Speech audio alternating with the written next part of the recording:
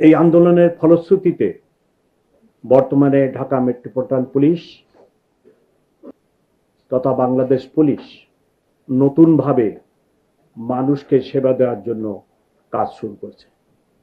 ইতিমধ্যে ঢাকা মেট্রোপলিটন পুলিশের ওই সময়ের যে সমস্ত পুলিশ কর্মকর্তাবৃন্দ অপেশাদারিত্বের সাথে কাজ করেছে তাদেরকে বিভিন্ন জায়গায় বদলি করা হয় এবং অনেকের বিরুদ্ধে দেশের প্রচলিত আইনে ব্যবস্থাও নেওয়া হয়েছে, আপনারা সেটা জানেন।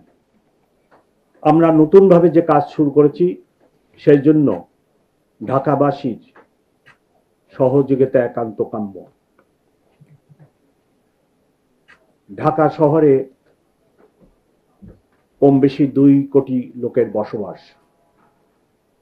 পৃথিবীতে এত ঘন বসতিপূর্ণ শহর আছে বলে আমার জানা নাই। তবে সমসাময়িক কালে এরূপ যে 2-1টি শহরের কথা শোনা যায় তার মধ্যে নাইজেরিয়ার লাগোস,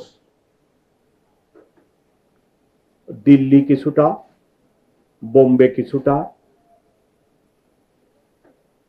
এই ধরনের শহর বলে আমার জানা আছে। আমাদের এই ঢাকা শহরের নানাবিধ সমস্যা, সীমিত সংখ্যক রিসোর্স, পুলিশ কর্মকর্তা নিয়ে 2 কোটি লোকের নিরাপত্তা বিধান করতে হয়।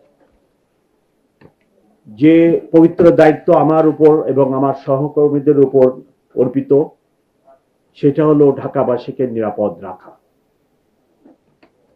পরিবর্তিত পরিস্থিতিতে আপনারা অবশ্যই সকলে পর্যবেক্ষণ করেছেন যে 5ই আগস্টের পরে যখন পুলিশ অনেকটাই ইনঅ্যাক্টিভ হয়ে পড়ে তখন ঢাকা শহরের আইন শৃঙ্খলা পরিস্থিতির কি অবস্থা দাঁড়ায়।